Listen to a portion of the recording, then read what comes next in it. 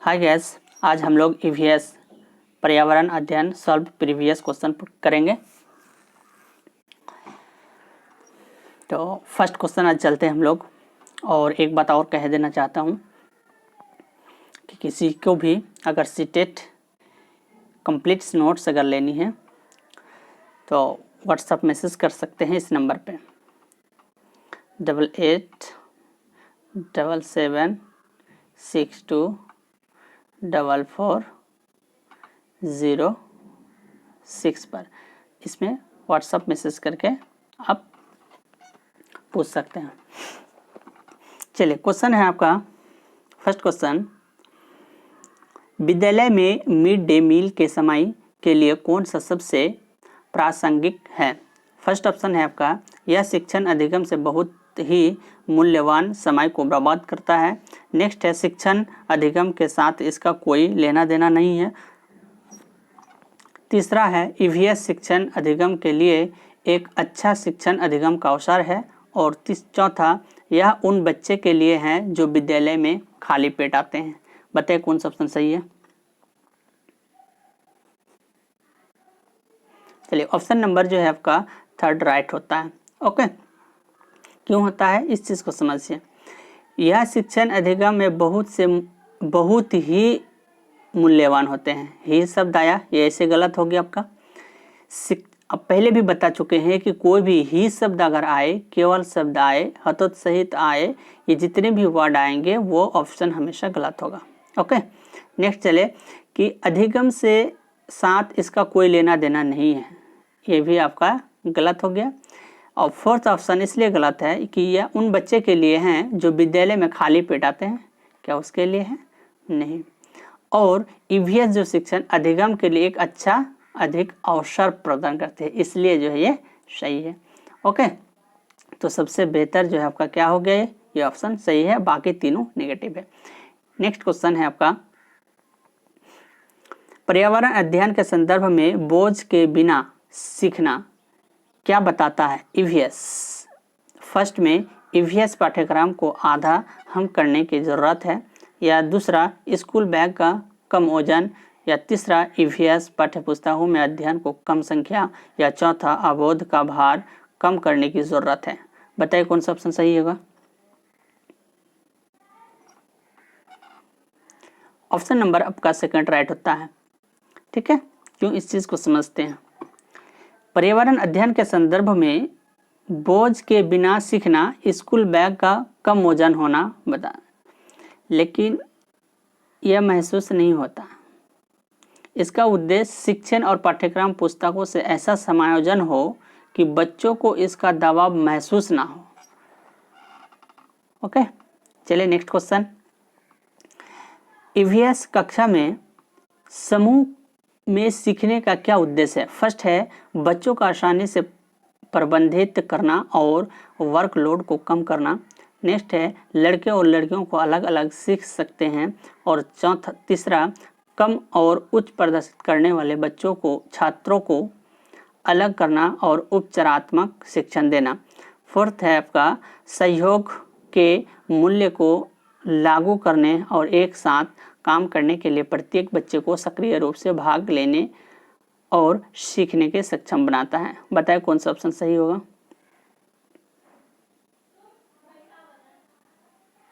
चलिए, आपका right option सही होता है। ईवीएस कक्षा में समूह सीखने का जो सहयोग के मूलों का लागू करने और एक साथ काम करने के लिए प्रत्येक बच्चे को सक्रिय रूप से भाग लेने और सीखने की सक्षम बनाता है। चलिए नेक्स्ट, बाला का पूरा नाम क्या है? बाला का इसका फुल फॉर्म होता है building as a learning aid. First आपका है ब्रेल सहायता प्राप्त अधिगम आकलन। नेक्स्ट है मस्तिष्क सहायता प्राप्त अधिगम असाइनमेंट। और तीसरा, अधिगम सहायता के रूप ब्रेल। और चौथा, अधिगम सहायक के रूप में बिल्डिंग। बताइए कौन सा ऑप्शन सही होगा। सॉरी,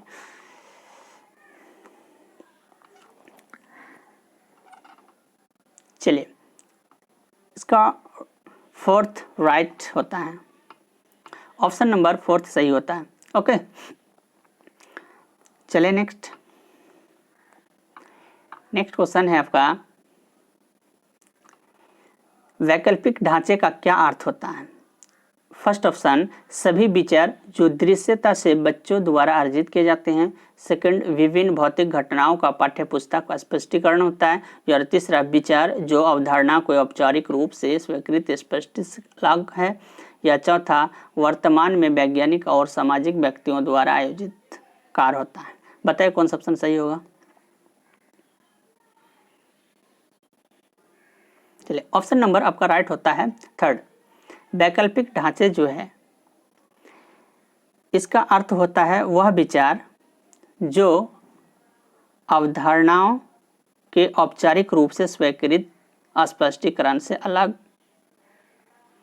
है। चलिए नेक्स्ट आपका है, महिलाएं पुरुषों की तुलना में कमजोर है। यह एक डैश है। अंधविश्वास, सेकंड है पृथक, तीसरा वैज्ञानिक तथ्य और फोर्थ है रूढ़िबद्ध धारणा।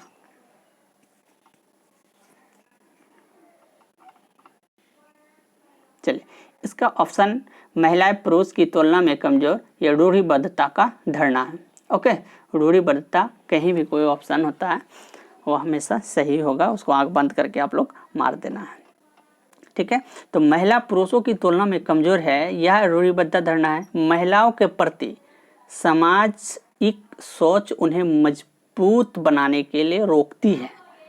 ओके, नेक्स्ट आपका है, भारत में बिहार सापेक्ष जम्मू कश्मीर और गोवा की स्थिति क्या है? फर्स्ट है आपका दक्षिण पश्चिम और उत्तर पूर्व, दूसरा है पूर्व और पश्चिम, तीसरा पश्चिम और पूर्व, चौथा उत्तर पश्चिम और दक्षिण पश्चिम। बताइए कौन सा ऑप्शन सही है? चलिए, ऑप्शन नंबर आपका राइट होता है 4। ओके, भारत में बिहार के सापेक्ष जम्मू कश्मीर और गोवा की स्थिति क्या है? तो जम्मू कश्मीर जो है उत्तर पश्चिम और दक्षिण पश्चिम की ओर है, और जम्मू कश्मीर भारत का सबसे उत्तरी राज्य में है। ओके, नेक्स्ट आपका है, वाष्पीकरण की प्रक्रिया निम्नलिखित में किस स्थिति में सबसे धीमी होगी? फर्स्ट है सतह क्षेत्र और तापमान दोनों में कमी, नेक्स्ट है सतह क्षेत्र और तापमान दोनों में वृद्धि, नेक्स्ट आपका सतह क्षेत्र बढ़ता है लेकिन तापमान घटता है, फोर्थ ऑप्शन आपका सतह क्षेत्र बढ़ता है लेकिन तापमान बढ़ता है। बताइए कौन सा ऑप्शन सही है? चलिए, इसका फर्स्ट ऑप्शन सही होता है। वाष्पीकरण की प्रक्रिया जो है सतह क्षेत्र और तापमान दोनों में कमी होती है। ठीक है, तो इस चीज़ को थोड़ा सा समझते हैं। जब वाष्पीकरण की प्रक्रिया उस स्थिति में सबसे धीमी होगी और जब सतह क्षेत्रफल और तापमान दोनों में कमी होगी, ठीक है, तो द्रव से गैस में परिवर्तन होने की प्रक्रिया वाष्पीकरण कहलाता है और सतह का क्षेत्र बड़ा होता है, तो तापमान कम या अधिक होने की स्थिति में वाष्पीकरण होता है। ओके, नेक्स्ट आपका है, स्थानों, दूरियों और दिशाओं की सापेक्ष निम्नलिखित में सब समझाने की क्षमता है। बताइए कौन सा ऑप्शन सही है?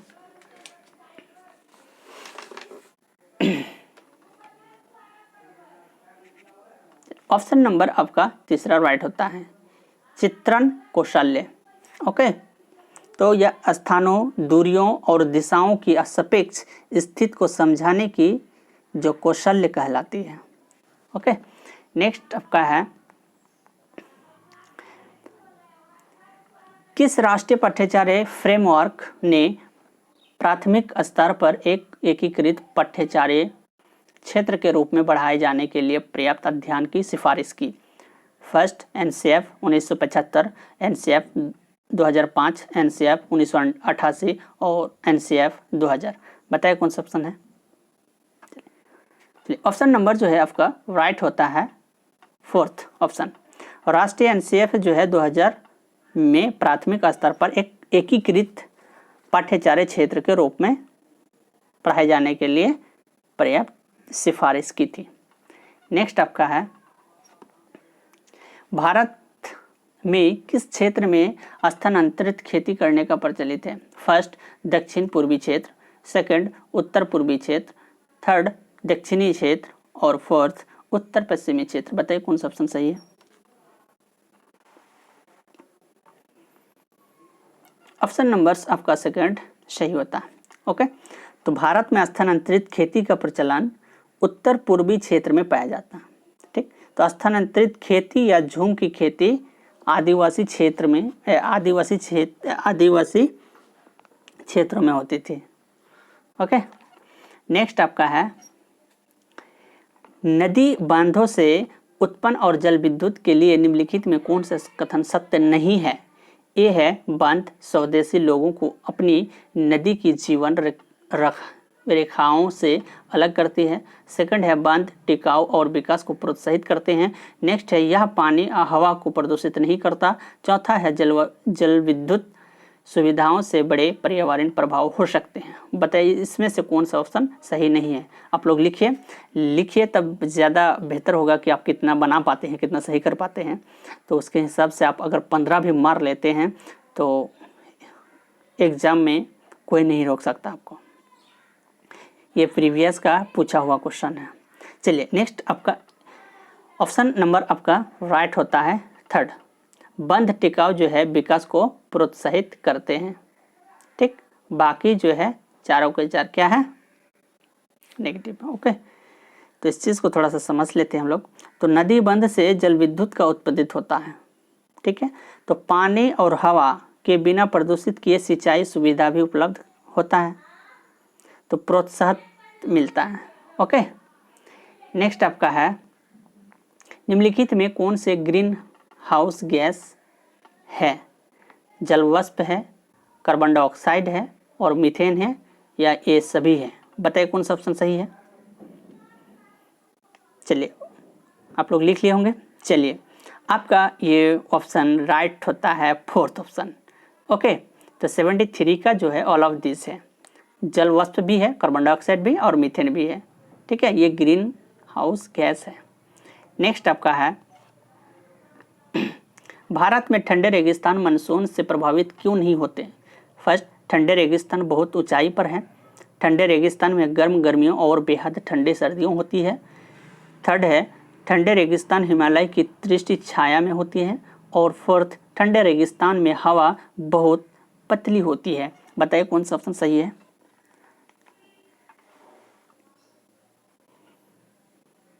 चलिए आपका जो है थर्ड ऑप्शन सही होता है। ओके, ठंडे रेगिस्तान हिमालय की दृष्टि छाया में होती है। ठीक, तो इस चीज़ को थोड़ा सा समझ लेते हैं। भारत में ठंडे रेगिस्तान मानसून में प्रभावित नहीं होते क्योंकि वे अधिक ऊंचाई पर होते हैं और साथ ही वे हिमालय की दृष्टि छाया में पड़ते हैं और जिससे वर्षा कम होती है, तो क्षेत्र अपेक्षा सूखा रहता है। तो भारत का सबसे ठंडा रेगिस्तान जो है वह लद्दाख होता है। ठीक है, चलिए नेक्स्ट आपका है ताजमहल के पीले होने के लिए निम्नलिखित में कौन सा कारक जिम्मेदार है। First, chlorine, second nitrogen dioxide और थर्ड सल्फर डाइऑक्साइड और फोर्थ सल्फर। बताइए कौन सा ऑप्शन सही होगा। चलिए आई थिंक आप लोग लिख लिए होंगे। आपका ऑप्शन सही होता है थर्ड, सल्फर डाइऑक्साइड। ताजमहल के पीले रंग होने के कारण जो है होने के लिए क्या है, सल्फर डाइऑक्साइड कारक जिम्मेदार है। नेक्स्ट आपका है गोलकुंडा जिला किसने बनवाया। पल्लव राजवंश, चोल राजवंश, चालुक्य राजवंश या काकतीय राजवंश। बताइए कौन सा ऑप्शन सही होगा। चलिए 76 का आपका जो है वो ऑप्शन नंबर होता है फोर्थ ऑप्शन राइट होता है, काकतीय राजवंश ने बनवाया। ठीक है, तो गोलकुंडा जो है इस चीज़ को समझते हैं। गोलकुंडा किला आंध्र प्रदेश की राजधानी हैदराबाद में है। ओके, तो गोलकुंडा के किले का निर्माण काकतीय राजवंश ने कराया था। ओके, नेक्स्ट आपका है 77 क्या है 15 ग्राम प्रति मिलीलीटर्स घनत्व और 3 मिलीलीटर्स आयतन किसी वस्तु का द्रव्यमान क्या हो सकता है। ये तो बनाना पड़ेगा है ना। चलिए इसको छोड़ देते हैं, नेक्स्ट क्वेश्चन हम लोग बना लेते हैं। इसको बनाना पड़ेगा बोर्ड पर तभी होगा वो। चलिए नेक्स्ट आपका है, निम्नलिखित में कौन सी अदिश राशि है? भार, द्रव्यमान, गुरुत्वाकर्षण और संवेग। बताइए अदिश राशि कौन सा हो सकता है?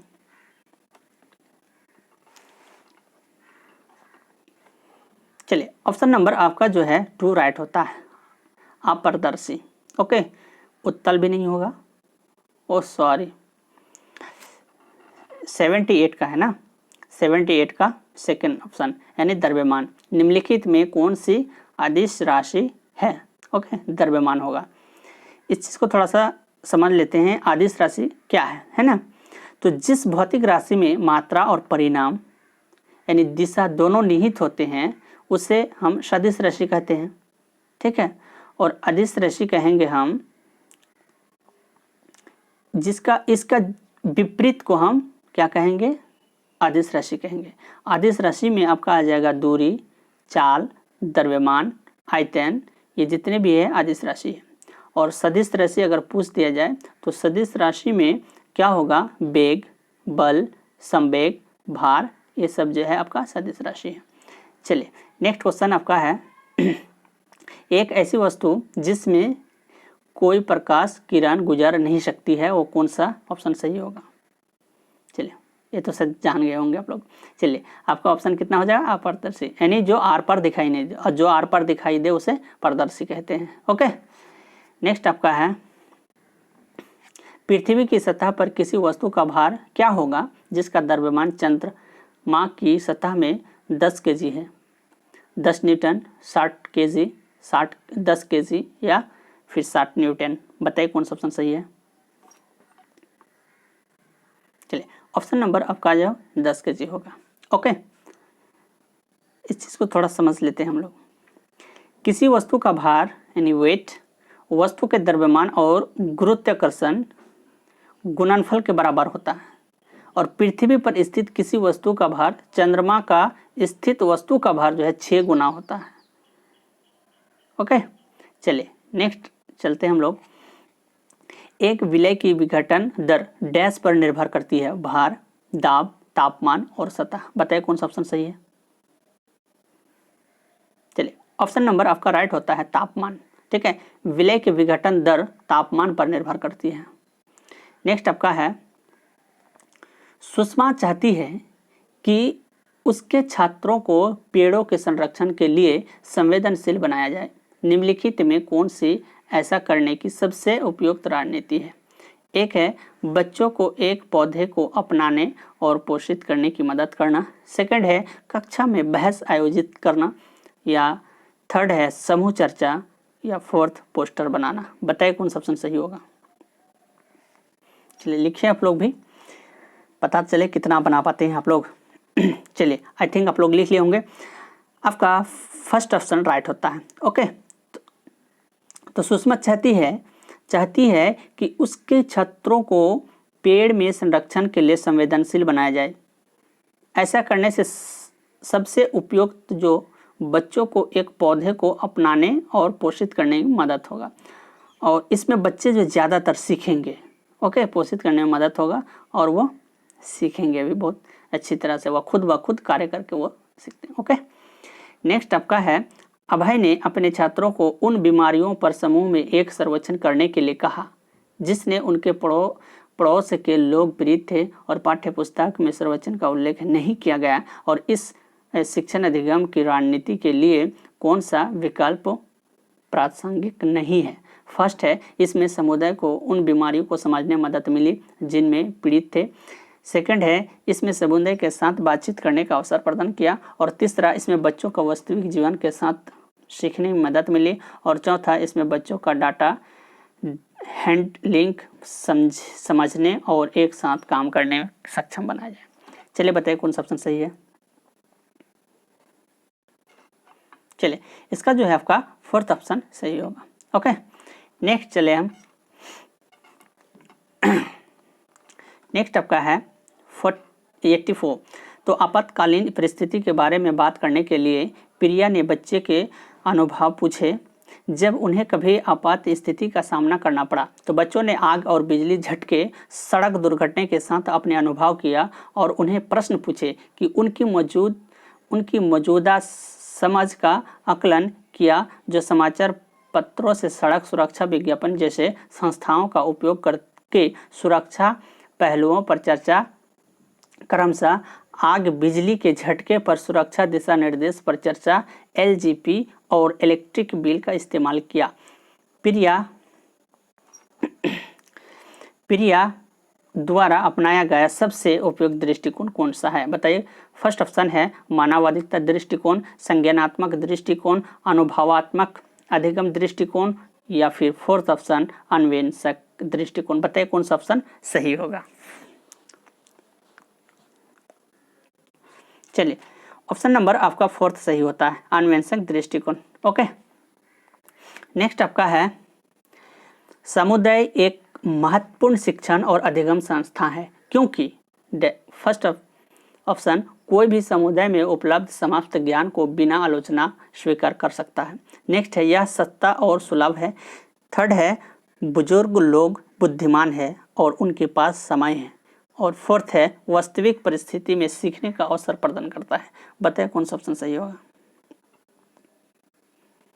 चलिए, ऑप्शन नंबर आपका फोर्थ राइट होता है। ओके, समुदाय एक महत्वपूर्ण शिक्षण और अधिगम संस्था है क्योंकि यह वास्तविक परिस्थिति में सीखने का अवसर प्रदान मिलता है। ओके, चलिए, नेक्स्ट क्वेश्चन है आपका ईवीएस शिक्षण अधिगम में कक्षा में प्राप्त अधिगम को विद्यालय के बाहर जीवन से जोड़ने और इसे समृद्ध करने का तात्पर्य है। फर्स्ट ऑप्शन है पाठ्यचर्या से बाहर जाना, सेकंड ऑप्शन पाठ्य पुस्तकों से बाहर जाना, तीसरा है वैश्विक पर्यावरणीय मुद्दों और चिंताओं का पाठ्य पुस्तकों को लिंक करना, और चौथा है पूर्ण विद्यालय दृष्टिकोण। बताइए कौन सा ऑप्शन सही होगा। ऑप्शन नंबर आपका थर्ड सेकंड ऑप्शन सही था। ठीक है, ईवीएस शिक्षण अधिगम की कक्षा में प्राप्त अधिगम को विद्यालय के बाहर के जीवन से जोड़ने, पाठ्य पुस्तक से बाहर जाना होगा। ओके, समृद्ध का तात्पर्य, क्योंकि पाठ्य पुस्तक को लेके बाहर भी जाना बहुत ही उसको सीख देते हैं। कैसे इस चीज़ को थोड़ा सा समझ लेते हैं हम लोग। ठीक है, तो ईवीएस शिक्षण अधिगम में कक्षा में अधिगम को विद्यालय बाहर जीवन से जोड़ने और उसमें समृद्ध का तात्पर्य पुस्तकों से बाहर जाना। इसका आशा होता है कि बच्चों को कुछ व्यावहारिक दैनिक जीवन से घटित सामान्य घटनाओं को पुस्तकों एवं बाहर के माध्यम से उसको समझाया जा सकता है। ओके, आई थिंक समझ गए होंगे। चलिए, नेक्स्ट क्वेश्चन है आपका कक्षा 3 के छात्रों को रमा ने सिखाया कि पिता, माँ और उनके बच्चे एकल परिवार का गठन करते हैं और यदि दादा दादी और अन्य रिश्तेदार साथ रहते हैं तो यह एक विस्तारित परिवार है। आप इसके बारे में क्या सोचते हैं। फर्स्ट ऑप्शन है परिवार की अवधारणा को इसी तरह सिखाया जाना चाहिए। सेकंड है परिवार की परिभाषा गलत है। थर्ड है रमा अपने छात्रों के प्रेरित असंवेदनशील है। या फिर चौथा शिक्षण अधिगम दृष्टिकोण से संवेदित नहीं है। बताइए कौन सा ऑप्शन सही होगा। चलिए, ऑप्शन नंबर जो आपका राइट होता है फोर्थ होता है। ओके, तो कक्षा 3 के छात्रों को यह बताता है कि माता पिता बच्चे एकल परिवार का निर्माण करते हैं। जब दादा दादी अन्य रिश्तेदार साथ होते हैं तो उसे विस्तारित परिवार कहा जाता है। तो शिक्षण और अधिगम दृष्टिकोण समावेशी नहीं होता है। ओके,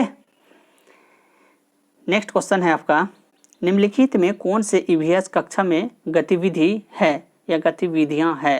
फर्स्ट श्यामपट्ट का उपयोग, दूसरा चित्र पढ़ना, तीसरा फीड वर्मान और ये सभी। बताइए कौन सा ऑप्शन सही होगा।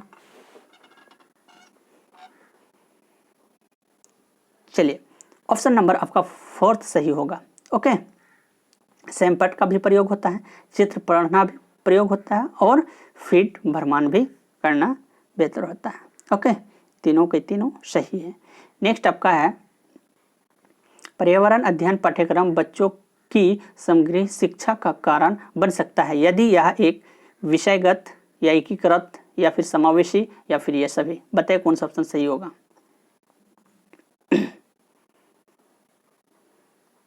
ऑप्शन नंबर आपका 4 सही होता है। ठीक है, ऑल ऑफ दिस, विषयगत भी होगा, एकीकरण भी होगा और समावेशन भी होगा। तो पर्यावरण अध्ययन में पाठ्यपुस्तक बच्चों की समग्र शिक्षा का कारण बन सकता है। ठीक है, विषयगत, एकीकृत और समावेशन। चलिए नेक्स्ट आपका है ईवीएस पाठ्यपुस्तक में सपेड़ों पर एक अध्याय है। इसका उद्देश्य बच्चों को जागरूक करना और संवेदनशील बनाना। फर्स्ट ऑप्शन कि पशुपालन आजीविका का अच्छा स्रोत है। सेकंड है कि यह एक अवैध कार्य है। थर्ड है सपेड़ों के लिए क्योंकि बच्चे इन दिनों अक्सर उन्हें नहीं देखते हैं। और चौथे कि सपेड़े सांपों को नुकसान नहीं पहुंचाए और उसे अपनी आजीविका से वंचित करने से पहले विकल्पों को प्रदर्शन करने की आवश्यकता है। बताइए कौन सा ऑप्शन सही होगा। चलिए ऑप्शन नंबर आपका राइट होता है 4th। ओके, इस चीज को समझते हैं। तो ईवीएस पाठ्यपुस्तक में सपेड़े में एक अध्याय है जिसका उद्देश्य बच्चों का जागरूक करना, संवेदनशील बनाना। तो सपेड़े सांपों को नुकसान ना पहुंचाए और उन्हें अपनी आजीविका से वंचित करने से पहले विकल्पों को प्रदान करने की आवश्यकता होती है। ओके, इसलिए जो है ये सही होगा। चलिए नेक्स्ट। चलिए आई थिंक ख़त्म हो गया है।